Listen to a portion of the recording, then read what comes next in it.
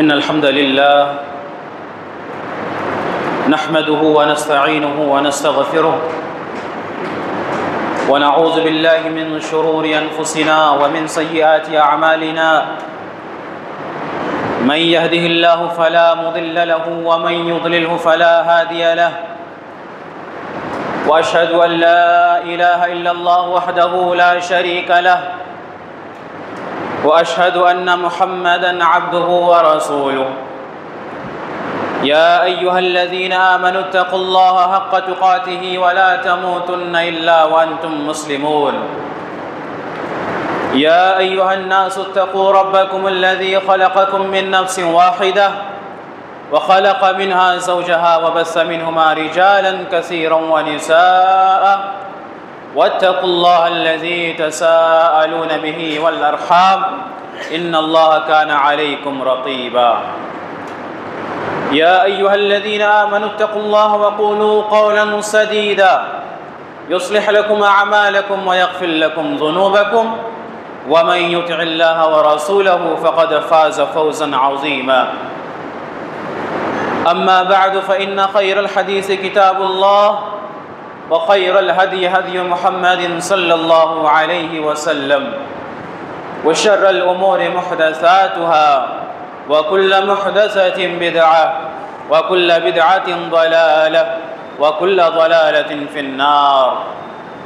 أعوذ بالله السميع العليم من الشيطان الرجيم من همزه ونفخه ونفسه بسم الله الرحمن الرحيم كنتم خير أمة أخرجت للناس وقال الله عز وجل أعوذ بالله من الشيطان الرجيم وكذلك جعلناكم أمة وسطا سبحانك لا علم لنا إلا ما علمتنا إنك أنت العليم الحكيم رب اشرح لي صدري ويسر لي أمري واحلل عقدة من لساني يفقهوا قولي ربي زدني علما۔ تمام قسم کی تعریف، بڑائی، کبریائی، بزرگی، برتری، حمد و ثنا خالق کائنات مالک ارض و سما کے لیے ہے، جو اللہ رب العالمین اس کائنات میں اکیلا ہے، جس کی عبادتوں میں، جس کی اسماء و صفات میں اس کا کوئی شریک نہیں، نہ اس کی کوئی اولاد ہے، نہ اس کے کوئی والدین ہے، اور نہ ہی اس نے اپنے لیے کسی جوڑے کو بنایا۔ اللہ تبارک و تعالی ہر طرح کی شرکت سے مبرہ اور پاک ہے۔ وہ الہ العالمین جس نے ہم انسانوں پر بے شمار احسانات کیے، ہمیں انگنت نعمتوں سے نوازا، ہمارے درمیان اپنے رسولوں کو بھیجا، نبیوں کا سلسلہ جاری کیا، جن انبیاء نے، جن رسول نے ہم تک اللہ تبارک و تعالی کے پیغام کو من و عن پہنچایا، ہمارے درمیان توحید کی نشر و اشاعت کی، معاشرے میں پھیلے ہوئے عقدی گندگی کو انہوں نے صاف کیا، لوگوں کو شرک سے آگاہ کیا، شرک سے تنبیہ کیا، ایک اللہ تبارک و تعالی کی عبادت کی طرف لوگوں کو دعوت دی۔ درود و سلام ہو تمام انبیاء کرام پر، خصوصاً ہمارے آخری نبی جناب محمد الرسول اللہ صلی اللہ علیہ وسلم پر، اللہم صلی وسلم وبارک علیہ۔ اللہ کے دیگر نعمتوں میں سب سے بڑی نعمت یہ ہے کہ اللہ تبارک و تعالی نے ہمیں اہل توحید بنایا۔ اسی طریقے سے اللہ کی نعمتوں میں ہم پر یہ بھی ہے کہ اللہ تبارک و تعالی نے ہمیں آخری نبی جناب محمد الرسول اللہ صلی اللہ علیہ وسلم کا امتی بننے کا شرف بخشا۔ جس طریقے سے اللہ کے نبی صلی اللہ علیہ وسلم کا مقام دیگر انبیاء کرام سے اونچا ہے، اسی طریقے سے اس امت کا مقام سابقہ امم سے اونچا ہے۔ اللہ تبارک و تعالی نے اپنے پیارے نبی صلی اللہ علیہ وسلم کو چند ایسی خصوصیتیں عطا فرمائی جو اس سے پہلے کسی نبی کو عطا نہیں کی گئی۔ بعض خصوصیت جس کا تعلق دنیاوی زندگی سے ہے، بعض ایسی خصوصیات ہیں جس کا تعلق اخروی زندگی سے ہے۔ دنیاوی زندگی کی خصوصیات میں سے کیا ہے؟ انشاءاللہ ہم اللہ کے نبی صلی اللہ علیہ وسلم کی ان خصوصیات کا جائزہ لیں گے، جس سے ہمیں اندازہ ہوگا کہ اللہ تبارک و تعالیٰ نے ہم پر کتنا بڑا احسان کیا۔ پچھلی امتیں، سابقہ امتیں ان تمام خصوصیات سے محروم تھی، اللہ تبارک و تعالیٰ نے اپنے پیارے نبی کو ان خصوصیات کا حامل ٹھہرایا اور ہمیں ان کا امتی بننے کا شرف بخشا۔ یقیناً یہ ہمارے لیے فخر کی بات ہے کہ کل قیامت کے روز تمام امتوں میں سب سے پہلا حساب و کتاب اس امت کا ہوگا، تمام امتوں میں سب سے پہلے جنت میں داخلہ اس امت کا ہوگا۔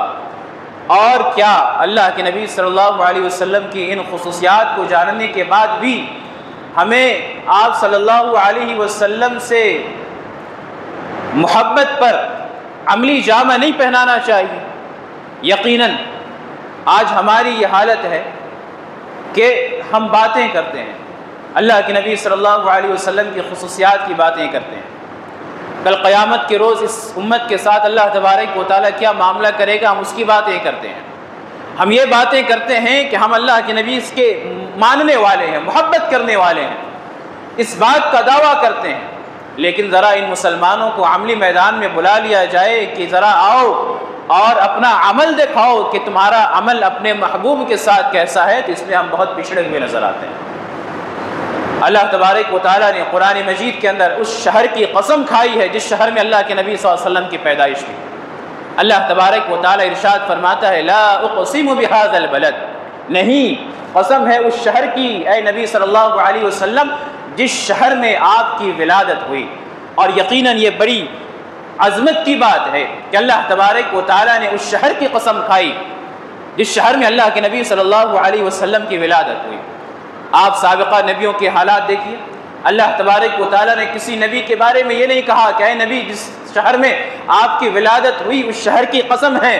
یہ فضیلت اور یہ مقام اللہ تبارک و تعالیٰ نے اللہ کے نبی صلی اللہ علیہ وسلم کو عطا فرمایا۔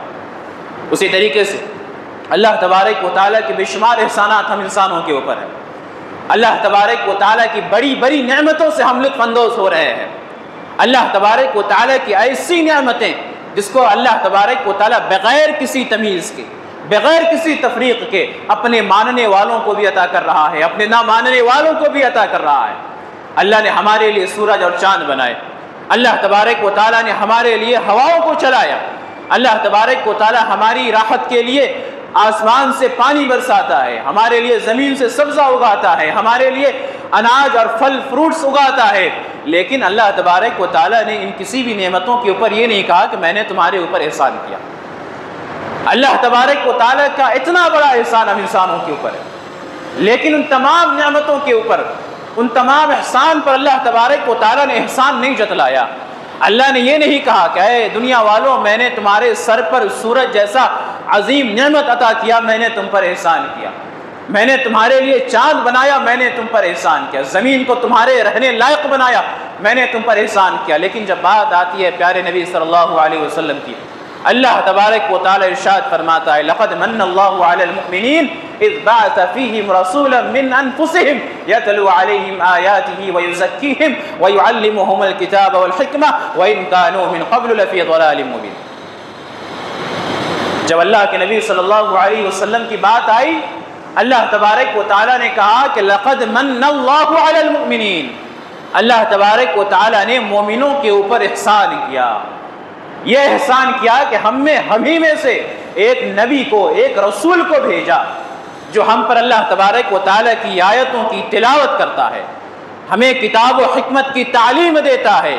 ہمارا تزکیہ کرتا ہے۔ وَإِن كَانُوا مِن قَبْلُ لَفِي ضَلَالٍ مُبِينٍ، اگرچہ اس سے پہلے تم کھلی ہوئی گمراہی میں تھے۔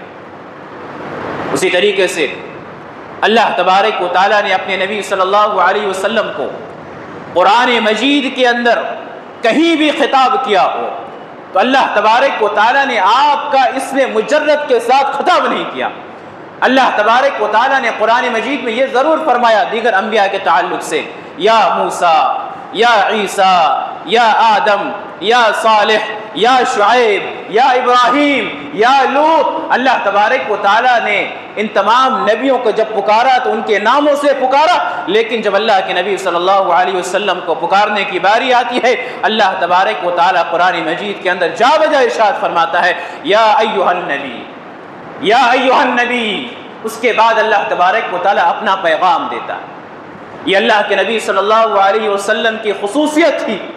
اور آپ کا مقام اور مرتبہ تھا اللہ تبارک و تعالیٰ کے یہاں کہ اللہ تبارک و تعالیٰ نے آپ کے نام کے ساتھ آپ کو پکارنا گوارا نہ کیا۔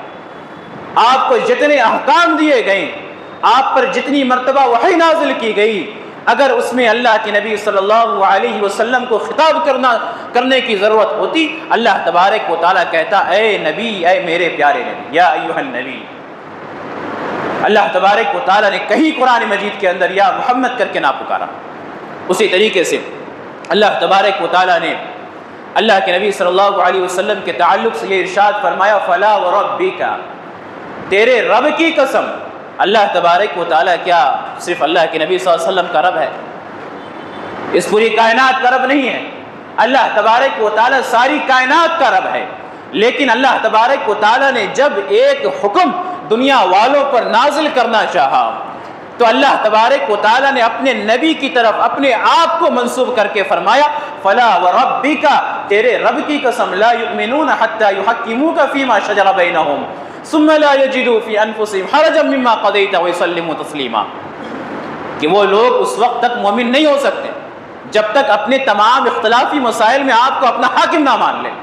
اور جب آپ اس سلسلے میں کوئی فیصلہ کر دیں تو اس کے تعلق سے اپنے دل میں کوئی تنگی محسوس نہ کریں اور اسے دل و جان سے قبول کریں۔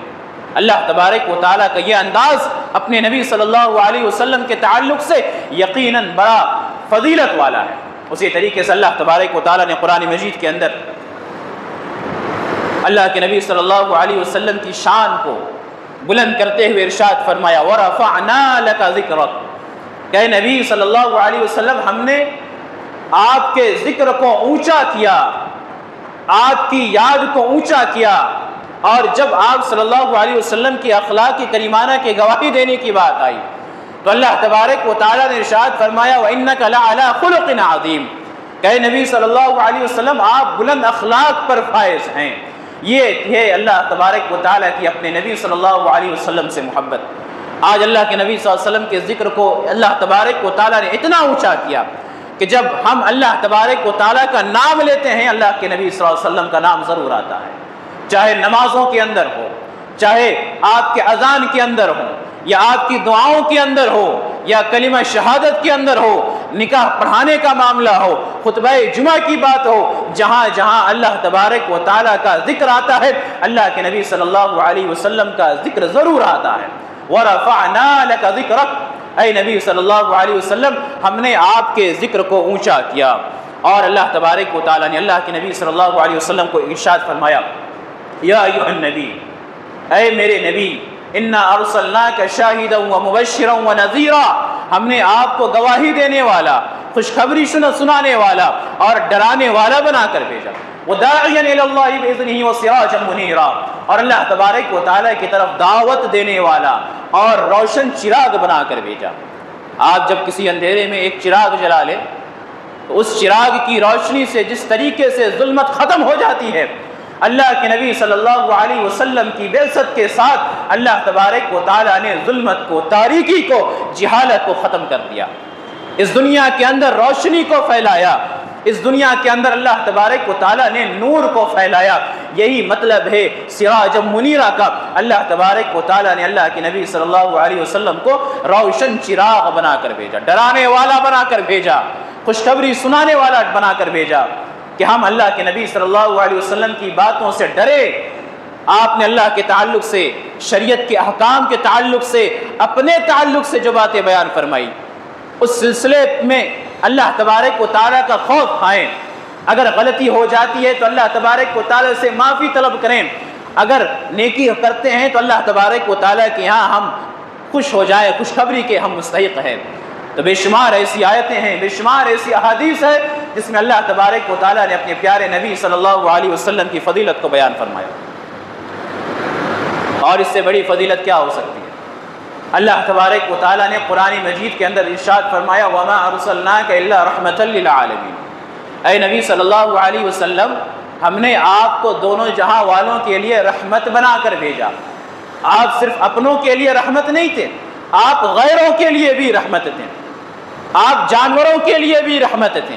آپ صرف دنیا کے اندر ہی رحیم نہیں ہیں، آپ کل قیامت کے روز بھی رحیم ہیں۔ اللہ کے نبی صلی اللہ علیہ وسلم نے اپنے تعلق سے ارشاد فرمایا یا ایھا الناس انما انا رحمت مہداۃ، اے لوگوں میں تمہاری طرف رحمت بنا کر ہدیہ دیا گیا ہوں۔ اور اللہ تبارک و تعالیٰ نے ارشاد فرمایا قد جاءکم رسول من انفسکم عزیز علیہ ما عنتم، کہ اللہ تبارک و تعالیٰ نے تمہارے درمیان ایسے رسول کو بھیجا ہے جو تمہی میں سے ہے، عزیز علیہ ما عنتم حریص علیکم، جس کے اوپر یہ بات شاق گزرتی ہے کہ امت کو مشقت پہنچے، تمہارے آرام کا، تمہارے نفع کا وہ خواہش مند ہے، بالمؤمنین رؤوف الرحیم، اور مومنوں کے اوپر وہ شفیق ہے، مہربان ہے۔ یہ اللہ کے نبی صلی اللہ علیہ وسلم کی رحمت ہے کہ اللہ تبارک و تعالیٰ نے بے شمار ایسے مسائل شریعت کے اندر نازل فرمائے جو ہم مسلمانوں کے لیے تکلیف کا باعث نہیں ہے، یا اگر کوئی ایسا مسئلہ،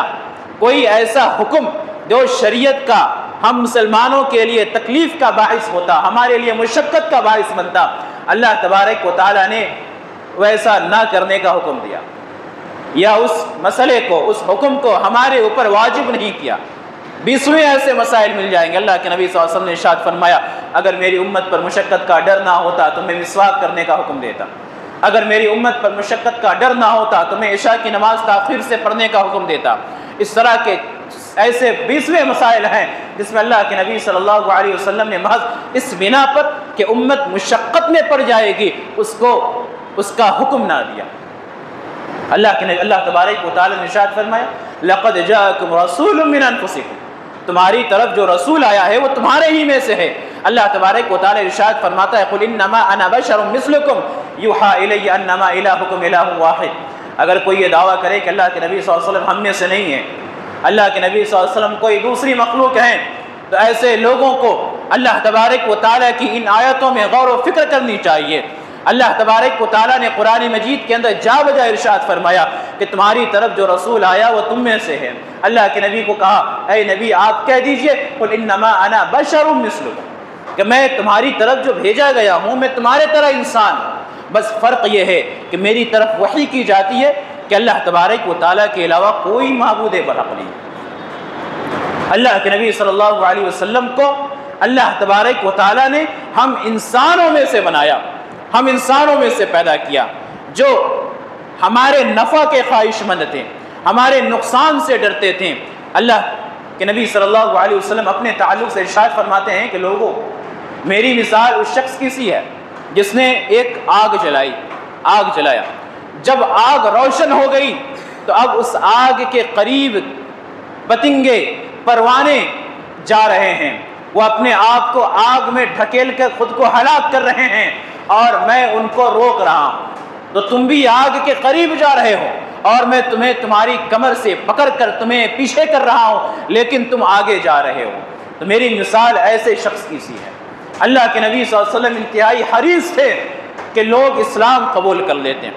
لوگ ایک اللہ کو ماننے والے ہو جاتے ہیں۔ اللہ تبارک و تعالیٰ نے آپ کے تعلق سے ارشاد فرمایا فَلَعَلَّكَ بَاخِعٌ نَفْسَكَ عَلَىٰ آثَارِهِمْ إِن لَّمْ يُؤْمِنُوا بِهَٰذَا الْحَدِيثِ آسَفًا، کہ نبی صلی اللہ علیہ وسلم یوں محسوس ہوتا ہے کہ شاید آپ اپنے آپ کو ہلاک کر ڈالیں گے۔ کس بنا پر؟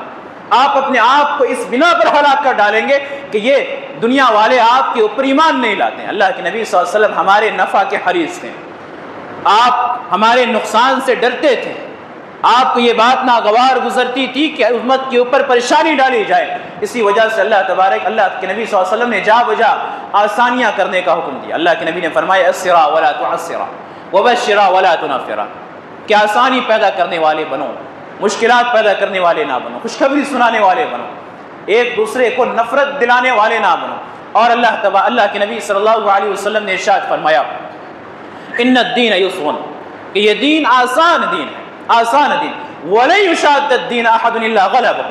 اگر کوئی شخص اس دین میں تشدد کرتا ہے اللہ تبارک و تعالیٰ کی طرف سے بھیجا گیا یہ دین اس کے اوپر غالب آ جاتا ہے۔ فسددوا وقاربوا وابشروا، تو تم لوگ اعتدال میں رہو، اعتدال میں میانہ روی اختیار کرو، اور کوئی عمل اگر مکمل نہ کر سکو تو اس عمل کے قریب قریب کرنے کی کوشش کرو اور خوش ہو جاؤ۔ یہ اللہ کے نبی صلی اللہ علیہ وسلم کی شفقت تھی، اللہ کے نبی صلی اللہ علیہ وسلم کی مہربانی تھی ہم انسانوں کے اوپر، کہ اللہ کے نبی صلی اللہ علیہ وسلم جب نماز پڑھا رہے ہوتے ہیں مسجد نبوی کے اندر، آپ صلی اللہ علیہ وسلم ارشاد فرماتے ہیں انی ارید ان اطیلها فی الصلاۃ، کہ جب میں نماز میں کھڑا ہوتا ہوں تو میری خواہش ہوتی ہے کہ میں نماز کو لمبا کروں، لمبی نماز پڑھاؤں، لمبی قرأت کروں، لیکن پیچھے سے کسی بچے کے رونے کی آواز آتی ہے فاتجوز فی صلاتی، میں اپنی نماز کو مختصر کر دیتا ہوں، کم کر دیتا ہوں، کہ کہیں اس بچے کے رونے کی وجہ سے اس کی ماں فتنے میں نہ پڑ جائے۔ یہ اللہ کے نبی صلی اللہ علیہ وسلم کی شفقت تھی، آپ کی اس امت کے لیے مہربانی تھی، یہ آپ کا فضل ہے، یہ آپ کی خصوصیت ہے جو اللہ تبارک و تعالیٰ نے آپ کو عطا فرمایا۔ اسی طریقے سے اللہ کے نبی صلی اللہ علیہ وسلم کی ایک خصوصیت یہ بھی ہے کہ آپ معلم اخلاق ہیں، معلم اخلاق۔ آپ نے اخلاق کی جو تعلیم اپنی زبان سے نہیں دی، آپ نے اخلاق کی وہ تعلیم اپنے کرداروں سے عطا فرمائی۔ اللہ کے نبی صلی اللہ علیہ وسلم کی بعثت سے پہلے آپ صلی اللہ علیہ وسلم کے تعلق سے معاشرے میں مشہور تھا کہ آپ صادق ہیں، سچ بولنے والے ہیں، امانت دار ہیں، آپ کے پاس امانت رکھی جائے تو آپ امانت میں خیانت نہیں کرتے۔ اسی کی مثال ہم دیکھتے ہیں کہ جب اللہ کے نبی صلی اللہ علیہ وسلم ہجرت کر کے جا رہے ہیں، ہجرت کا وقت ہے، تو آپ نے علی رضی اللہ تعالیٰ عنہ کو کہا کہ میرے پاس فلاں فلاں لوگوں کی امانت ہے، اسے ادا کر کے تم بھی پیچھے پیچھے ہجرت کر کے آ جانا۔ اللہ کے نبی صلی اللہ علیہ وسلم کے ساتھ عداوت تھی وہاں کے لوگوں کو۔ آپ نے جب نبوت کا دعویٰ کیا، غیر تو غیر اپنوں نے بھی آپ کو جھٹلایا، لیکن آپ کے ان اخلاق حسنہ کا انکار نہ کر سکے۔ آپ معلم اخلاق ہیں۔ جب نبوت کے بعد لوگوں نے آپ کو جھٹلایا تو آپ نے اللہ تبارک و تعالیٰ کا یہ معجزہ لوگوں کے سامنے پیش کیا، فقط لبثت فیکم عمرا، کہ میں نے تمہارے درمیان ایک لمبی عمر گزاری ہے، میں نے تمہارے درمیان ایک لمبی عمر گزاری ہے، تو کیا تم میری زندگی کے کتاب میں کسی حرف کے اوپر انگلی اٹھا سکتے ہو؟ اگر ایسی بات نہیں ہے افلا تعقلون، تو تم لوگ عقل کیوں نہیں رکھتے، سمجھتے کیوں نہیں کہ میں تمہاری طرف اللہ تبارک و تعالیٰ کی طرف سے بھیجا گیا ایک نبی اور رسول ہوں؟ جب تم نے نبوت سے پہلے میری زندگی کے کسی لمحے میں کوئی خامیاں نہیں دیکھی، کوئی بد اخلاقی نہیں دیکھی، تو نبوت کے بعد تم میری باتوں کو قبول کیوں نہیں کرتے؟ تو اللہ کے نبی صلی اللہ علیہ وسلم معلم اخلاق بنا کر بھیجے گئے۔ آپ نے ان اخلاق کی جو تعلیمات دی زبانوں سے تو دی، لیکن آپ صلی اللہ علیہ وسلم نے اپنے اعضاء سے کر کے اسے دکھایا۔ یہ اللہ کے نبی صلی اللہ علیہ وسلم کی خصوصیت ہے جو اللہ تبارک و تعالیٰ نے آپ کو عطا فرمائی۔ بعض فضائل اللہ کے نبی صلی اللہ علیہ وسلم کی یہ بھی ہیں کہ اللہ تبارک و تعالیٰ نے آپ صلی اللہ علیہ وسلم کو کسی خاص خطے کے لیے یا محدود وقت کے لیے نہیں بھیجا۔ وَمَا أَرْسَلْنَاكَ إِلَّا كَافَّةً لِلنَّاسِ بَشِيرًا وَنَذِيرًا، کہ نبی صلی اللہ علیہ وسلم ہم نے آپ کو تمام دنیا والوں کے لیے بھیجا ہے، خوشخبری سنانے والا بنا کر، ڈرانے والا بنا کر۔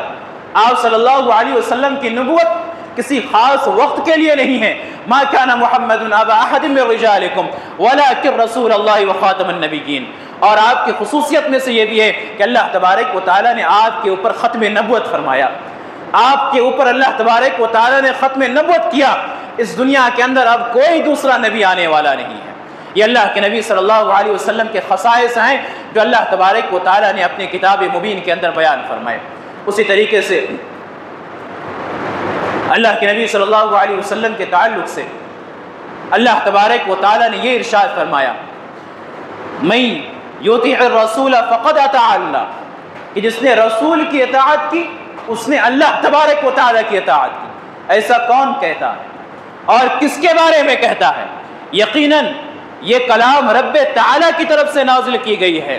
اور یہ مقام اللہ کے نبی صلی اللہ علیہ وسلم کو دیا گیا ہے کہ اے دنیا والوں، اگر تم نے اللہ کے نبی صلی اللہ علیہ وسلم کی اطاعت کی، اگر مجھ سے محبت کا دعویٰ ہے، قل ان کنتم تحبون اللہ فاتبعونی، اگر اللہ سے محبت کا دعویٰ ہے تو نبی کی اطاعت کرو، نبی کی اطاعت کرو۔ یہ محبت صرف دعوے کی بنا پر نہیں ہوگی، اور یقیناً اللہ تبارک و تعالیٰ نے ایسا کہہ کر اپنے نبی صلی اللہ علیہ وسلم کے مقام کو اور اونچا کر دیا کہ اگر تم اللہ کے نبی کی اطاعت کرو گے تو دراصل تم اللہ تبارک و تعالیٰ کی اطاعت کر رہے ہو۔ من یطع الرسول فقد اطاع اللہ۔ اسی طریقے سے اللہ تبارک و تعالیٰ نے اس دنیا کے اندر آپ صلی اللہ علیہ وسلم کے لیے چند اور ارشاد فرمائے، چند اور نعمتوں سے نوازا۔ اللہ کے نبی صلی اللہ علیہ وسلم ارشاد فرماتے ہیں ما منکم من احد الا وقد وکل به قرینہ من الجن وقرینہ من الملائکہ قالوا وإياك يا رسول الله قال وإياي ولكن الله أعانني عليه فأسلم فلا يأمرني إلا بخير۔ اللہ کے نبی صلی اللہ علیہ وسلم نے ارشاد فرمایا کہ تم میں سے ہر ایک کے ساتھ ایک جن لگا ہوا ہے اور ایک فرشتہ لگا ہوا ہے۔ صحابہ کرام نے سوال کیا کہ اللہ کے نبی صلی اللہ علیہ وسلم کیا آپ کے ساتھ بھی ایسا معاملہ ہے؟ اللہ کے نبی صلی اللہ علیہ وسلم نے ارشاد فرمایا کہ میرے ساتھ بھی ایسا معاملہ ہے، میرے ساتھ بھی ایک جن لگا ہوا ہے، ایک فرشتہ لگا ہوا ہے۔ وَلَكِنَّ اللَّهَ أَعَانَنِي عَلَيْهِ، لیکن اللہ تبارک و تعالیٰ نے اس کے اوپر میری مدد کی۔ فَأَسْلَمَ، وہ اسلام لے آیا، وہ تابعدار بن گیا۔ فَلَا يَأْمُرُنِي إِلَّا بِخَيْرٍ، اب وہ مجھے صرف خیر کی باتوں کا حکم دیتا ہے۔ یہ مقام تھا اللہ کے نبی صلی اللہ علیہ وسلم کا کہ اللہ تبارک و تعالیٰ نے اس جن کو مسلمان بنایا، تابعدار بنایا، جس کا کام یہ تھا کہ وہ لوگوں کے پیچھے پڑ کر لوگوں کو اللہ تبارک و تعالیٰ کی نافرمانی کے اوپر ابھارتا۔ اور جب بات آتی ہے اللہ کے نبی صلی اللہ علیہ وسلم کی باتوں کی، یا اللہ کے نبی صلی اللہ علیہ وسلم کے مجلس کی، یا اللہ کے نبی صلی اللہ علیہ وسلم کے صحبت کی، اللہ تبارک و تعالیٰ ارشاد فرماتا ہے یا ایھا الذین آمنوا لا تقدموا بین یدی اللہ ورسولہ، اے ایمان والو اللہ اور اس کے رسول سے آگے نہ بڑھو، اللہ اور اس کے رسول سے آگے نہ بڑھو۔ یہ حکم صرف صحابہ کرام کے لیے خاص نہیں تھا جنہوں نے اللہ کے نبی صلی اللہ علیہ وسلم کی صحبت اختیار کی، یہ حکم آنے والے قیامت تک تمام انسانوں کے لیے ہے، قیامت تک کے لیے تمام انسانوں کے لیے ہے کہ اللہ اور اس کے رسول صلی اللہ علیہ وسلم نے آپ کو جو حکم دیا، آپ کو جتنا کرنے کو کہا، آپ کو جیسا کرنے کو کہا، آپ بس وہیں تک کریں، اس حد سے آگے نہ جائیں، اس کی سرکشی نہ کریں، اس حدود سے، اس لائن سے آپ آگے نہ بڑھیں۔ لا تقدموا بین ید اللہ ورسولہ، اللہ اور اس کے رسول صلی اللہ علیہ وسلم سے آگے نہ بڑھو۔ اسی طریقے سے اللہ تبارک و تعالیٰ نے یا اللہ کے نبی صلی اللہ علیہ وسلم نے اپنے تعلق سے ایک بات ارشاد فرمائی، بہت بہترین مثال دے کر، اور یہ مثال خصوصی طور پر ختم النبوت کے اوپر فٹ ہوتی ہے۔ اللہ کے نبی صلی اللہ علیہ وسلم نے ارشاد فرمایا انما مثلی ومثل الانبیاء کمثل رجل بنا دارا فاجملہ واحسنہ، کہ میری مثال اور دیگر انبیاء کی مثال ایک انسان کسی ہے جس نے ایک خوبصورت گھر بنایا، بہت خوبصورت گھر بنایا، اس کو بہترین طریقے سے سجایا، سنوارا، خوبصورت بنایا، لوگ اس گھر کی زیارت کر رہے ہیں، اس گھر کے اندر جاتے ہیں، سوائے ایک اینٹ کے وہ اس گھر کے اندر کوئی کمی نہیں ہے، کوئی نقص نہیں،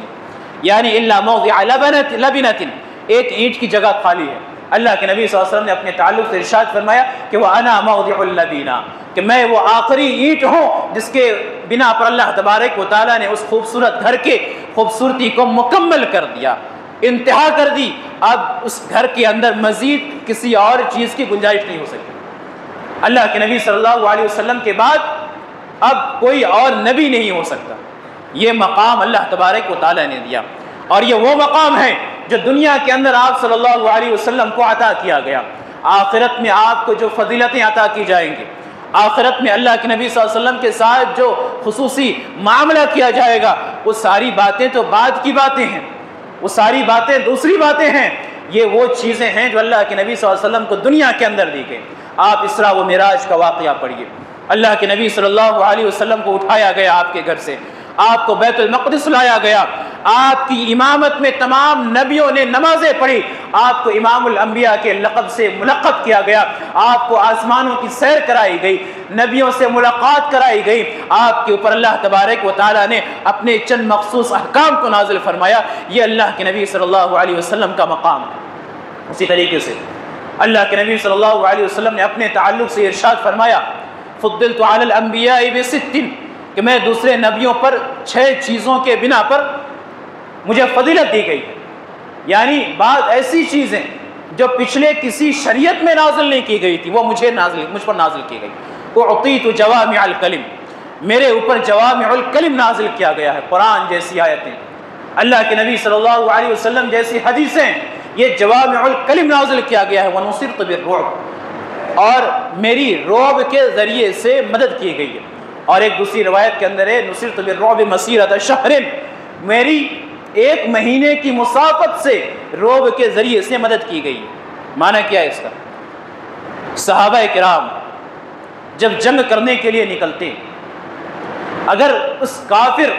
لشکر کو معلوم ہو جاتا کہ ایک اسلامی لشکر ہمارے خلاف تیار ہے، ہم سے جنگ کرنے کے لیے آ رہی ہے، تو ان کے دل میں مسلمانوں کے خلاف دہشت پیدا ہو جاتی، مسلمانوں کے تعلق سے خوف پیدا ہو جاتا، ایک قسم کا ڈر پیدا ہو جاتا۔ اللہ کے نبی صلی اللہ علیہ وسلم کی یہ مدد کی گئی ہے اور یہ مقام دیا گیا ہے اللہ کے نبی صلی اللہ علیہ وسلم کو۔ اور یہ ڈر بڑھتا اس وقت ہے جب ہمارے اندر ایمان کی زیادتی ہوتی ہے، اور جب ہمارے اندر ایمان کی کمی ہوتی ہے، ایمان میں نقص پیدا ہوتا ہے، تو یہ ڈر کم ہوتا جاتا ہے۔ آج ہماری حالت کیا ہے؟ ہم مسلمانوں کی حالت، آج ہم ایمان کے بالکل ادنا سطح پر قائم ہیں۔ ہمارے پاس ایمان ہے بھی کہ نہیں ہے، اس تعلق سے ہم شک و شبہ کے شکار ہیں۔ آج مخالفین کے دل میں ڈر تو کیا بات، آج مخالفین ہمارے چہرے پر تماچا مار کر نکل پڑتا ہے اور ہم کچھ نہیں کر سکتے۔ اور یہ تمام چیزیں صرف اس بنا پر ہو رہی ہے کہ ہم نے اللہ تبارک و تعالیٰ کی فرما برداری کو چھوڑا، اللہ تبارک و تعالیٰ کے تقوی کو چھوڑا، اللہ سے ڈرنا چھوڑا، تو لوگوں نے ہم سے ڈرنا چھوڑ دیا۔ جب ہم اللہ تبارک و تعالیٰ کے ڈر کو اختیار کریں گے، اللہ کے تقوی کو اختیار کریں گے، تو ہماری ایک جلالت، ہماری ایک ہیبت، ہمارا ایک ڈر لوگوں کے دلوں میں پیدا ہوگا، لوگوں کے دلوں میں یہ ڈر پیدا ہوگا، اور لوگ ہماری عزت کریں گے، ہمارا مقام بلند ہوگا، ہمارا مقام اونچا ہوگا۔ لیکن آج معاملہ کیا ہے؟ ہماری عبادت گاہیں توڑی جا رہی ہیں اور ہم کچھ بھی نہیں کر سکتے۔ برسوں کی بنائی ہوئی مساجدوں کو مسمار کیا جا رہا ہے اور ہم کچھ بھی نہیں کر سکتے۔ یہ تمام کے تمام صرف اس بنا پر ہے کہ ہم نے اللہ تبارک و تعالیٰ سے ڈرنا چھوڑا، ہم دنیا والوں سے ڈرنے لگے۔ صحابہ کرام نے اللہ تبارک و تعالیٰ کا خوف اپنے دلوں میں بٹھایا تھا۔ صحابہ کرام اللہ تبارک و تعالیٰ سے ڈرنے والے تھے، اللہ اور اس کے نبی صلی اللہ علیہ وسلم کے احکام پر عمل کرنے والے تھے۔ ان کے دل میں یہ فکر لاحق ہوتی تھی کہ ایمان کو زیادہ کیسے کیا جائے۔ اگر خدا نخواستہ کسی غلطی کی بنا پر بتقاضائے بشریت ان کے ایمان میں کمی واقع ہو جاتی، ان سے کوئی غلطی سرزد ہو جاتی، وہ فوراً اپنے آپ کو دربار رسالت میں پیش کرتے کہ ہمارا معاملہ صاف کیا جائے، ہم سے یہ غلطی ہو گئی۔ آج ہماری یہ حالت ہے کہ جب ہمارے سامنے اللہ کی آیتوں کی تلاوت کی جاتی ہے تو ہم سوچتے ہیں کہ یہ آیتیں ہمارے لیے نہیں ہیں، یہ آیتیں کسی دوسرے شخص کے لیے ہیں۔ جب ہمارے سامنے عبادتوں کے فضائل بیان کیے جاتے ہیں تو ہم سوچتے ہیں کہ یہ عبادتوں کے فضائل ہمارے لیے نہیں ہیں، یہ دوسروں کے لیے ہے۔ جب ہمیں معاملات میں درستگی کا حکم دیا جاتا ہے تو ہم سوچتے ہیں کہ ہمارے معاملات تو بالکل درست ہے، یہ معاملات میں درستگی ہمارے لیے نہیں ہے، یہ دوسروں کے لیے۔ آج یہ ہمارا معاملہ ہو گیا۔ اللہ سے ڈرانے والے کو لوگوں نے ہیچ سمجھا ہوا ہے، اللہ کے قریب کرنے والوں کو لوگوں نے کوئی مقام نہیں دیا ہوا ہے، نہ خود اللہ کے قریب آتے ہیں، نہ اللہ کے قریب کرنے والے ایسے خاص قسم کے لوگوں کی کسی طرح کے معین اور مددگار ہوتے ہیں۔ جب معاملہ ایسا ہے تو اللہ تبارک و تعالیٰ کی مدد کہاں سے آئے گی؟ اللہ تبارک و تعالیٰ ہمارے خلاف دشمنوں کے دلوں میں ڈر کہاں سے ڈالے گا؟ آج آپ ہندوستان کے ماحول کا آپ جائزہ لیجئے۔ آج ہماری عبادت گاہیں، ہمارے مساجد، ہمارے مدارس، ہماری عیدگاہیں، ہماری قبرستانیں، ان تمام کے اوپر خطرناکیاں منڈلا رہی ہیں، اور ہم صرف اور صرف دنیاوی مدد کے پیچھے پڑے رہتے ہیں، دنیاوی واویلا کرتے ہیں، آہو بکا کرتے ہیں، اس بات کا نعرہ لگاتے ہیں کہ لوگوں نے مسلمانوں کے اوپر ظلم کیا ہوا ہے، مسلمانوں کی آبروئیں محفوظ نہیں ہیں، مسلمانوں کی جائیدادیں محفوظ نہیں ہیں۔ آج یہ تمام فساد جو ہمارے ساتھ ہو رہا ہے اس کے ذمہ دار ہم خود ہیں۔ ظہر الفساد فی البر والبحر بما کسبت ایدی الناس۔